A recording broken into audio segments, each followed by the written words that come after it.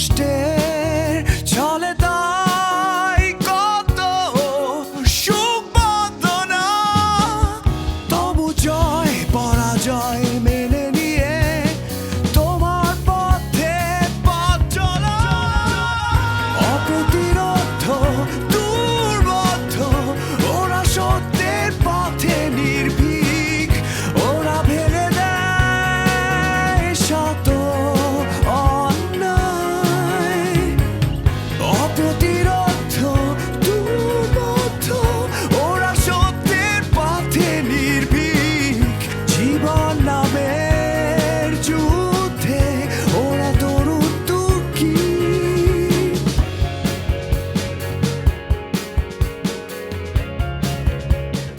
তুমি আমাকে একটু আগে তখন বলছিলে না যে আমরা ছোটবেলায় এই মাঠে বৃষ্টির মধ্যে ফুটবল খেলেছি, তুমি কি পারবে তোমার ছেলেকে অ্যালাউ করতে যে বৃষ্টি পড়ছে জগে ফুটবল খেলো? হ্যাঁ, কেন পারবো না? তুমি পারবে? অবশ্যই পারবো। কিন্তু আমি পারবো না। আমি আসলে আমার পার্সোনাল বিষয়গুলো নর্মালি কারোর সাথে শেয়ার করি না, কিন্তু আজ মনে হচ্ছে তোমার সাথে এই সব কথা একটু বলি, শেয়ার করি। আমি কেন? আমি না একটা জিনিস নোটিস করেছি, যখনই বিদেশ যাওয়ার ব্যাপারটা আসছে যে কেউ কথা তুলুক, আমি হই বা বাবা হোক বা যে কেউ হোক, তুমি না বিষয়টাকে অ্যাভয়েড করছো।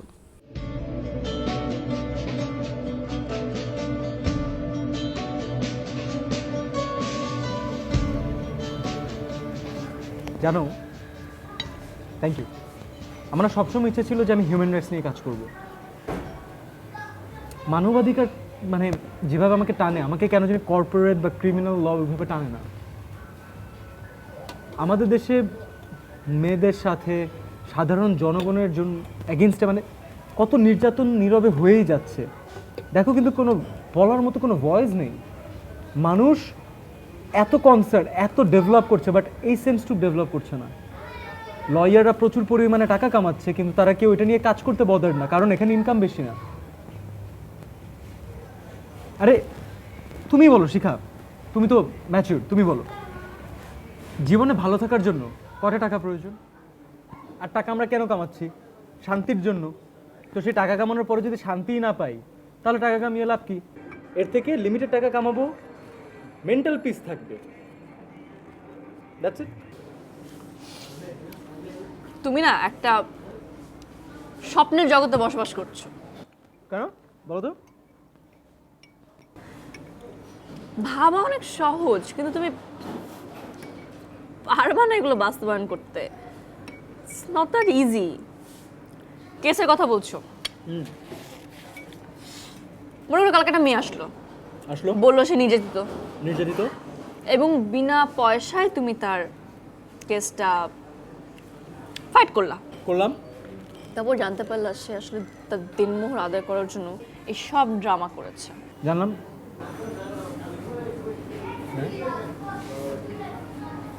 এমন হয় নাকি? হয়, এরকমই হয়, ম্যাক্সিমাম এগুলোই হয়। তুমি কয়টা অর্গানাইজেশনের সাথে কাজ করো, মানে এখন পর্যন্ত করেছো? ছোট করো। আমার আঙ্গুল গোনা শেষ।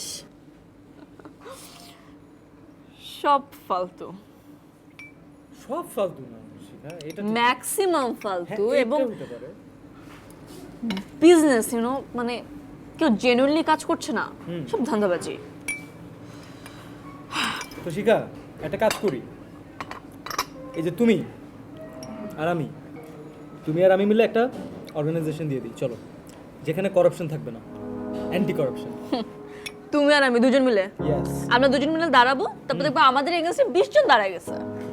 দাঁড়াক, আমরা আমাদের গতিতে যাব। আমরা তো অ্যাটলিস্ট নিজেরা স্যাটিসফাইড থাকবো যে আমরা কাজ করে যাচ্ছি, অন্য কেউ করুক আর না করুক। আর শুনো, খারাপ কাজের সাথে দাঁড়ানোর জন্য 20 জন মানুষ থাকলে ভালো কাজের পাশে দাঁড়ানোর জন্য অ্যাটলিস্ট 5 জন মানুষ আমরা পাবো। সো তুমি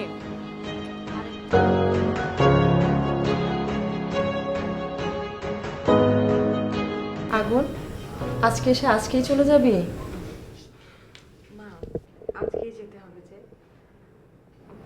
আপনারা একটা কাজ করেন না, আপনারা ঢাকায় আসেন, কিছুদিন বেরিয়ে যান। আমার আর যাওয়া হয়েছে। তোমার বাবা স্কুল স্কুল করে কোথাও বেড়াতেই নিয়ে যায় না? আমি না হয় পরের মেয়ে আমাকে দেখতে গেলেন না, কিন্তু আপনাদের ছেলে তো এখন বিদেশ থেকে ঢাকায় এসেছে। ও কিন্তু 2 রুমের একটা ফ্ল্যাটও ভাড়া নিয়েছে। আপনারা আসলে তো ওর ওখানেই উঠতে পারবেন। ভালোই হলো, এবার একটু হাঁপ ছেড়ে বাঁচা যাবে। মা ও কিন্তু ঠিকই বলেছে। সব বাদ দিলাম, আমি শহরে কি ছাইপাশ খাচ্ছি সেটা দেখার জন্য তো অ্যাটলিস্ট তোমরা আসতে পারো। কি বলো বাবা? হ্যাঁ, যাওয়া তো যাই, কিন্তু তুই তো জানিস স্কুলের পুরো দায়িত্বটা আমার উপরে, ছেড়ে যাই কি করে?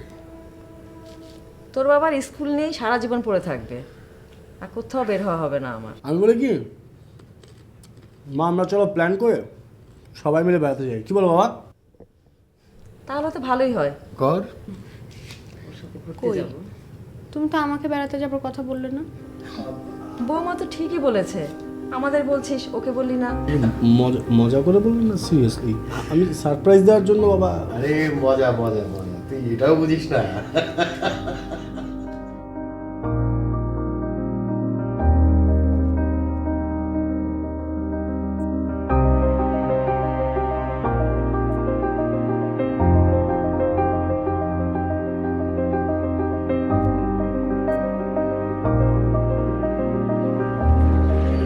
কি টিস্যু লাগবে?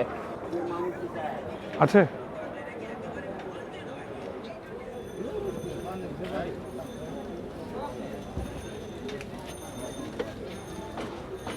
র্যালফ লরেনের শার্ট। তো আমি এটাতে মুখ মুছবো।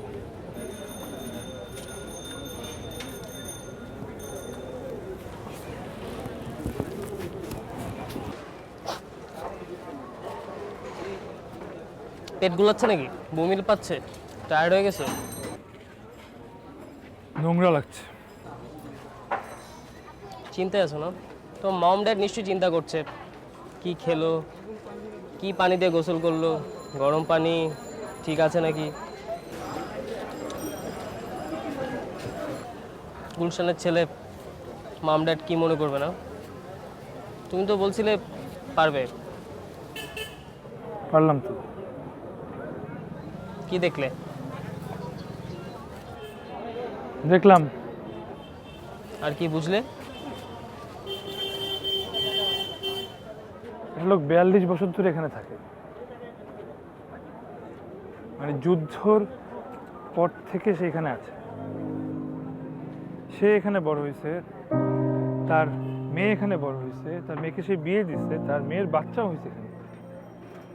আপ টু 3rd জেনারেশন ধরে ওরা এখানে থাকছে, তারপর ওদের কোনো আফসোস নাই। হাউ?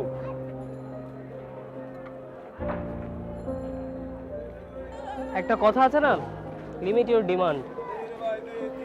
আমরা আমাদের চাহিদাগুলোকে কখনোই একটা খাঁচার মধ্যে আনতে পারি না, কিন্তু ওরা পারে। ছোট ছোট বাচ্চারা এমনভাবে খেলতেছে মনে হয় এটা খেলার মাঠ। এবং ওদের ঠিকমতো হাঁটতেও পারছিলাম না, এত ডিসগাস্টিং একটা জায়গা, মানে কাদা, গন্ধ, এর মধ্যে যে এতগুলা মানুষ এখানে থাকে, মানে জীবনযাপন করে, এবং ওরা এখানে খায়, পরে গোসল করে। ট্রেন যাচ্ছে একটু পর পর, কোনো সেফটি নাই তো। একটা ছোট বাচ্চা যদি দৌড় দেয় ট্রেনের সামনে, হয়তো প্রায় মানে ওরা সবাই ইউজ টু, কয়েকদিন পর পরই টুকরো টুকরো মানুষদের দেখতে পায় ওরা। তারপর ওরা এখানে কেন থাকে? কই থাকবে? আমাদের দেশের প্রেক্ষাপট কিংবা সিনারিও এটাই। স্টিল উই হ্যাভ আওয়ার বস্তি। আজকে চাঁদটা দেখেছো? কি সুন্দর চাঁদ।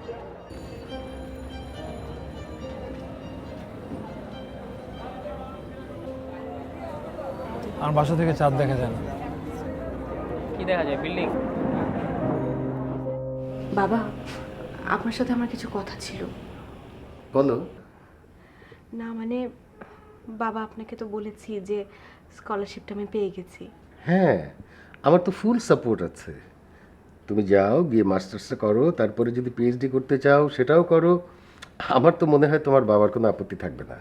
না না, আপনাদের কোনো প্রবলেমই তো নেই, কিন্তু বাবা সমস্যাটা হচ্ছে আপনার ছেলে, ও আসলে বিদেশ যেতে চাইছে না। দেখো মা, এটা তো যার ব্যক্তিগত সিদ্ধান্ত, আমি তো এখানে কিছু বলতে পারবো না। তবে কি জানো, তোমাদের সময়ের আমাদের সময়ের মধ্যেও তো অনেক পার্থক্য হয়ে গেছে। আমরা এডুকেশনটাকে নিয়েছিলাম নলেজ বেস হিসাবে, তোমরা নিচ্ছ ক্যারিয়ার বেস হিসাবে। সুতরাং ক্যারিয়ারের জন্যে তোমরা যে শিক্ষাটা নিচ্ছ সেটাকে কে কিভাবে লাগাবে সেটা তো আমি বলতে পারবো না, যার যার ব্যক্তিগত ব্যাপার। হ্যাঁ বাবা, এই একই কথাই তো আমি আপনার ছেলেকে বোঝাতে চাই, কিন্তু এই কিন্তুর জায়গায় আমার কিছু কথা আছে। সেটা হচ্ছে যে অনেস্ট এডুকেশন যদি তুমি নাও, নলেজ বেস এডুকেশন যদি তুমি নাও, তাহলে মানুষের কল্যাণে, সমাজের কল্যাণে তুমি সেটা শেয়ার করতে পারবে, যাতে করে মানুষের কিছু কল্যাণ হবে, সমাজের কিছু ভালো হবে। যেখানেই যাও, বিদেশেই থাকো, বিদেশে সেটেল করো, তারপরেও আমি চাইবো শত উচ্চশিক্ষা গ্রহণ করো, সেই শিক্ষাটা যেন মানুষের কল্যাণে ব্যয় হয়, সমাজের কল্যাণে ব্যয় হয়, দেশের ভাবমূর্তিকে উজ্জ্বল করে। আর তুমি যদি দেশে ফিরে আসো, সেখানেও আমার এই একই চাওয়া যে তুমি মানুষের জন্য কাজ করো, তোমার জ্ঞানের আলোটা মানুষের মাঝখানে ছড়িয়ে দাও, তাদের সঙ্গে শেয়ার করো, তাদেরকেও একটু উদ্বুদ্ধ করো একটু উপরে ওঠার জন্য। এটাই আমার চাওয়া। জি বাবা।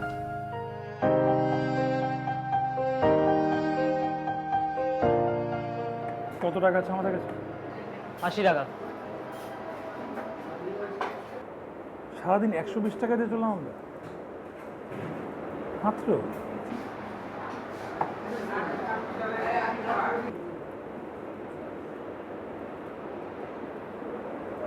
যাই হোক, আমার খুব ক্ষুধা লেগেছে। হালিম খাবে? দাম কত? হয়ে যাবে। হালিম আর নান। 80 টাকাতে দুজন হালিম খাবো কিভাবে? দেখো কিভাবে। মামা, 2টা নান, একটা হালিম।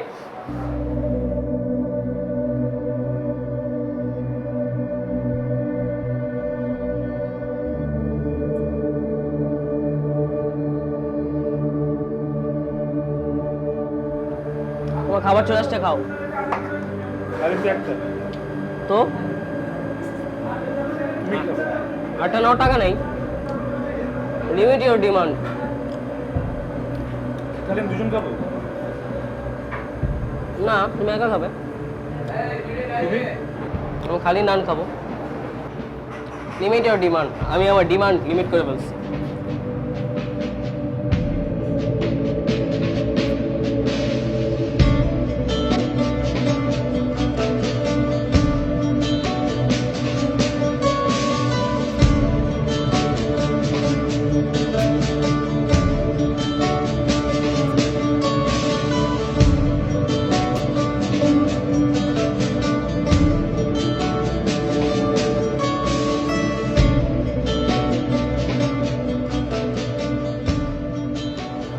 গুলশানে থাকা একটি ছেলে হালিম শেয়ার করে খাচ্ছে। চিন্তা করো, আমরা দুজন আজকে 120 টাকা দিয়ে সারাদিন পার করে দিলাম। এখনো আমাদের কাছে আরো 80 টাকা আছে। রাইট। আসলে হ্যাঁ, তুমি কি জানো এর থেকেও কমে আমরা আজকে সারাদিন কাটাতে পারতাম। আমি এর থেকে নিচে নামতে চাই। ওকে, তোমার পার ডে খরচ কেমন?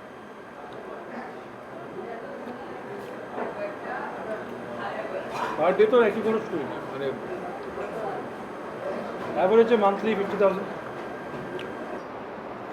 50,000 টাকা তো অ্যাটলিস্ট 2টা ফ্যামিলি ঢাকা শহরে সুন্দর মতো বাচ্চা কাছে নিয়ে থাকতে পারবে, ঘুমাইতে পারবে, তাই না? তুমি একাই যদি 50,000 টাকা খরচ করো, তার মানে তোমাদের পুরো ফ্যামিলিটা চলতে মাসে 5 থেকে 6 লাখ টাকা কিংবা 4 থেকে 5 লাখ টাকা লাগে। Right.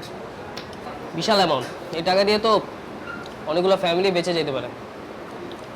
This is an open market. এখানে আমরা 4 থেকে 5 লাখ টাকা খরচ করছি বলে আমরা অন্য কোনো ফ্যামিলির ইনকাম মেরে খাচ্ছি না। যার যত ইনকাম তার তত খরচ, দ্যাটস ইট। কিন্তু ওপেন মার্কেট তো ওপেন মার্কেটের জায়গা নেই, এটা একটা সিস্টেমের পর্যায়ে চলে গেছে। তোমাদের যারা বুর্জোয়া শ্রেণী তারা 10 টাকা রিক্সা ভাড়াকে দিচ্ছ তোমরা 20 টাকা। একজন রিক্সা চালক কিন্তু ভাড়াটা নিচ্ছে, কিন্তু তার কিন্তু ইনকাম ওই অর্থে বাড়ছে না। তোমার বাবার বছরের টার্নওভার হয়েছে 1 কোটি টাকা থেকে 2 কোটি টাকা, রিক্সাওয়ালার 10,000 টাকা থেকে 20,000 টাকা। রেশিও সেম হলেও অ্যামাউন্ট তো সেম না। আর তোমার এই বুর্জোয়া শ্রেণীরা ইচ্ছা মতো তোমরা নিম্ন শ্রেণীকে ইউজ করছো, আর মাঝখান দিয়ে চ্যাপ্টা হয়ে যাচ্ছে মধ্যবিত্ত শ্রেণী।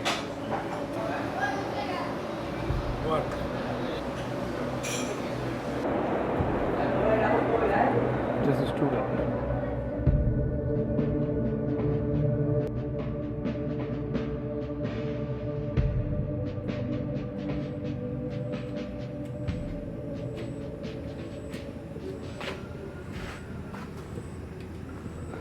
মীরার কাছে শুনলাম তুমি নাকি বাইরে যেতে চাচ্ছ না।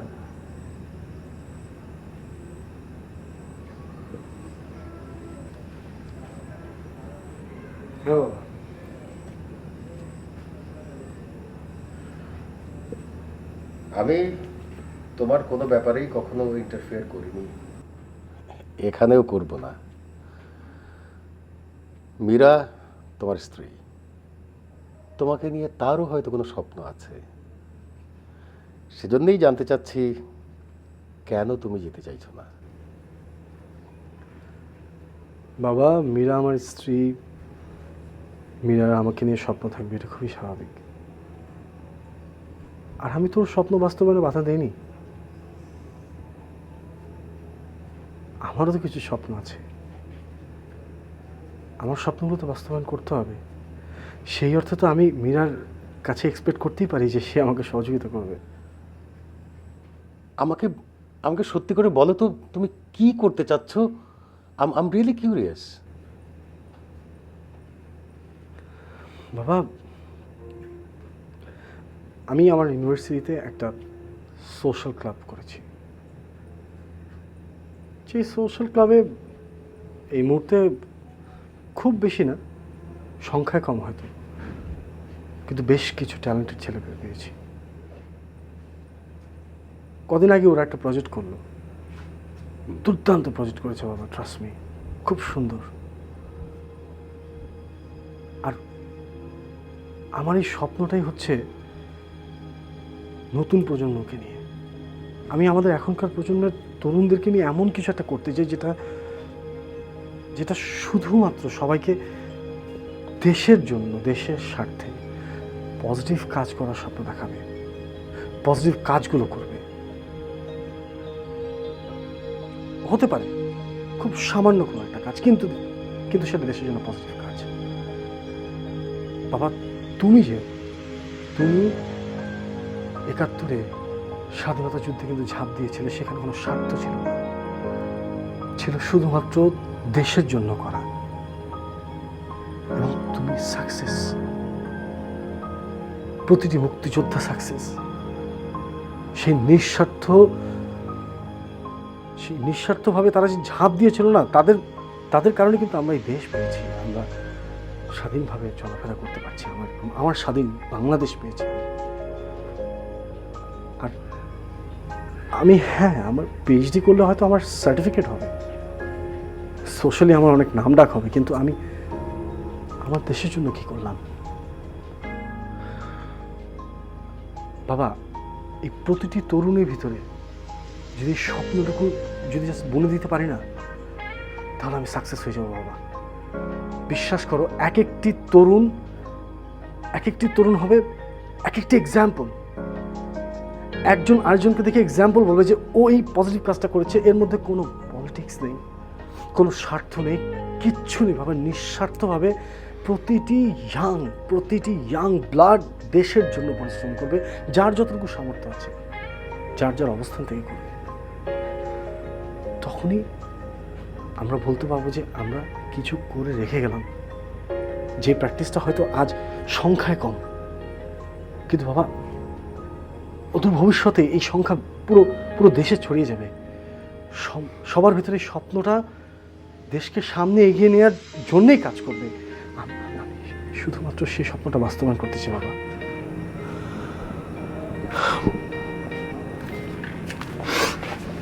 I'm proud of you, my son.